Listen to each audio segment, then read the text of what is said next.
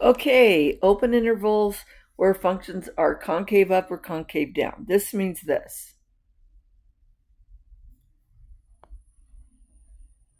This area right in through here,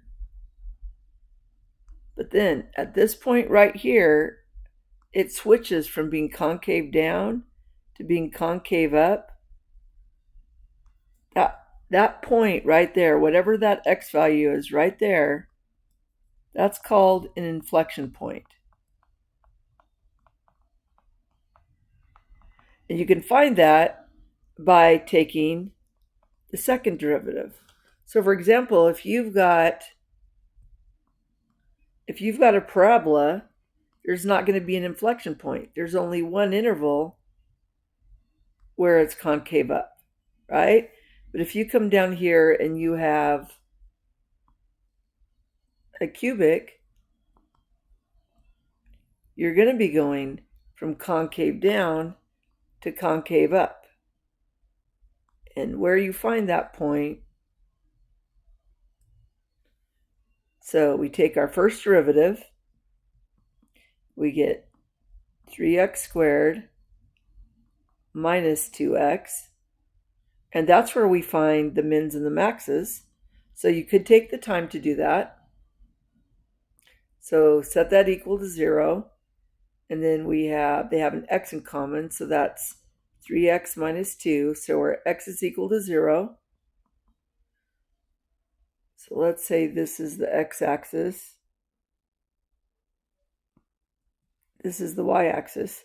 So where x is equal to 0, and where x is equal, the opposite of negative 2 is 2, the inverse of multiplying 2/3. So in between 0 and 2/3, there's going to be an inflection point. And how you find that is take the second derivative. So the derivative of 3x squared subtract 2x is 6x subtract 2. And then we're going to set that equal to 0. These both have a 2 in common. That's, oops, sorry about that. 6 divided by 2, that leaves 3x subtract 1. So there's only going to be one x value. The opposite of negative 1 is 1. So I didn't necessarily draw this perfectly because this was just a loose sketch. So if we were to actually draw this, we're touching at 1, 2. So we know the graph touches at 3. We know that when x is equal to 0, so that's going to be the max. And where x is equal, let's call this 1. Obviously not to scale, but at 2/3, it's going to be doing something like this.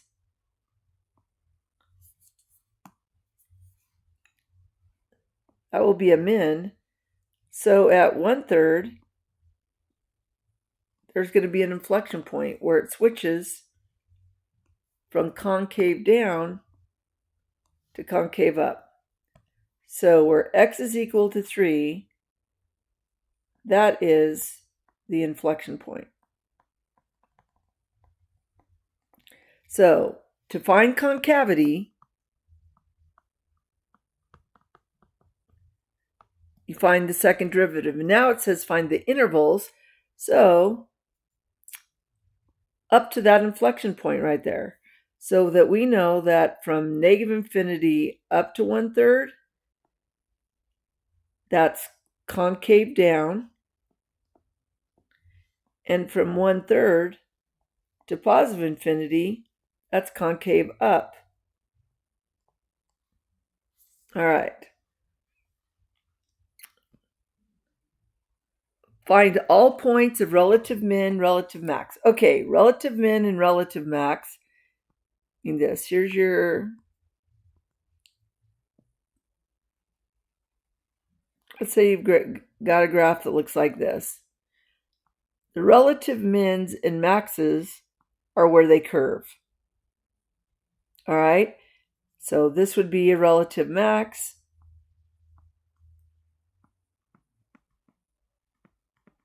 These would be relative mins. And that's on usually a given interval, but this is just in general if we had a graph. Absolute, when we come down here in a minute, absolute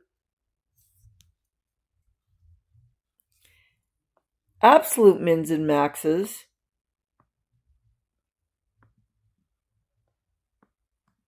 on this interval, well, you might have a max here and a min here, but look at, here's this relative min. So a relative min can on occasion also be an absolute min, because it's saying, look at the entire graph. In this case, I apologize. Yeah. So we don't worry about the arrows. We're just looking from -4 to -2. So let's go back up here to the relative mins and maxes. So again, to find the mins and maxes, you find the slope of the tangent line where it's equal to 0. So find the derivative. So there's a negative sign. The 2 comes down in front. That cancels, so that leaves negative x, subtract 4. We're going to set the derivative equal to 0, factor out a -1, and that leaves x plus 4. So that means where x is equal to -4, and because this graph is doing this, we know that that will be a relative max.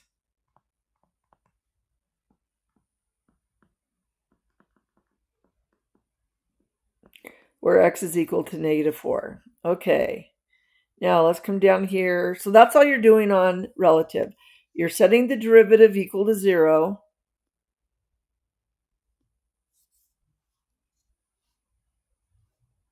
Oh, sorry. We're setting the derivative equal to 0. And then you're just finding those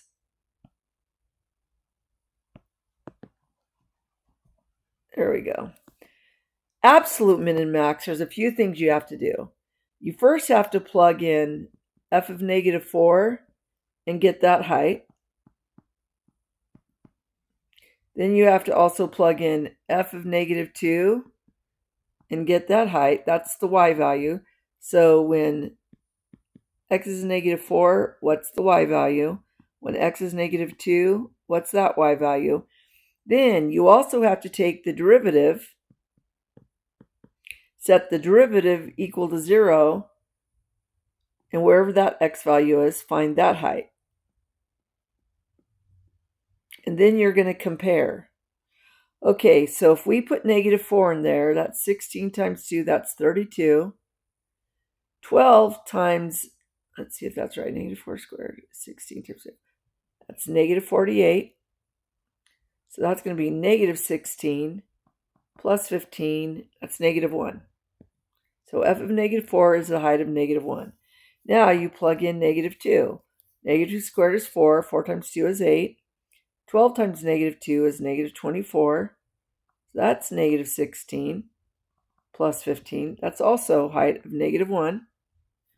So now we're going to find the derivative of that function, 4x plus 12. Then we're going to factor out a 4.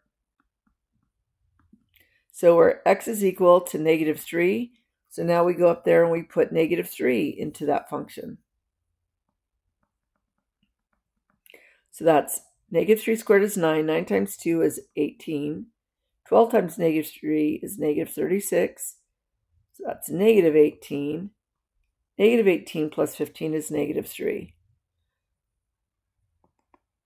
So f of -3 is a height of -3. So look at what we have. We have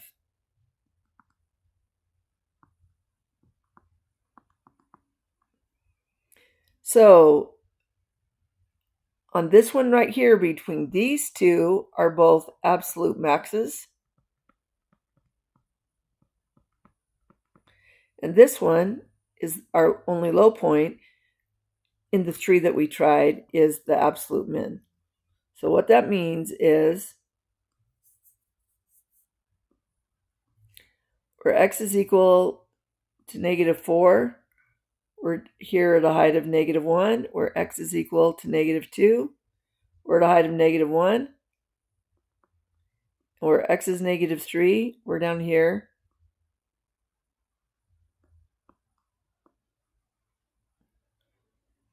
That's what that looks like.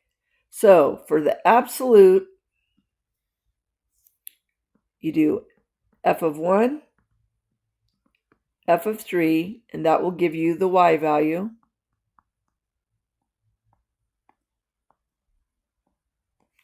Then you take the derivative,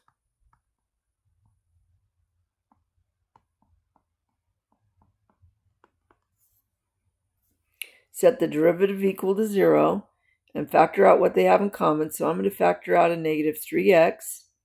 That leaves x minus 2. This x, since it's on the outside, automatically equals 0. So we're now going to do f of 0, and we're going to do f of this x, the opposite of -2, is 2. So then we also have to find f of 2.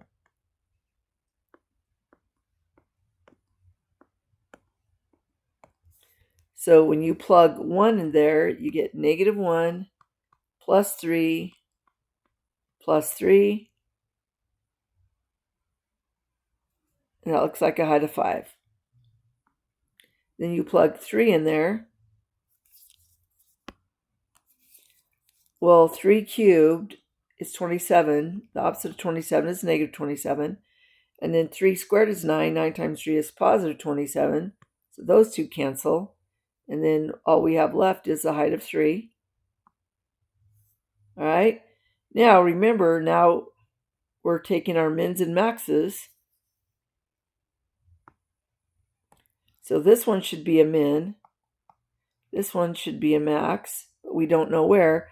So if we plug 0 into there, well, 0 plus 0 plus 3, we get a height of 3. And then if we plug 2 in there, 2 cubed is 8, but the opposite of 8 is -8. 2 squared is 4. 4 times 3 is 12, so that's 4. 4 plus 3 is 7.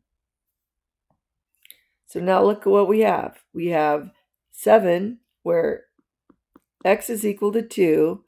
You have an absolute max, because the height is 7. And our two lowest values are the same. So you'd say where x is equal to 3 and x is equal to 0, you have absolute mins.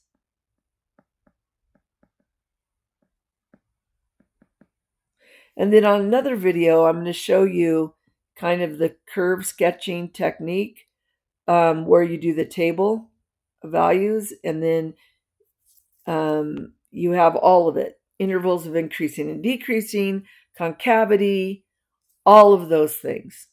All right, I think that's it for this one.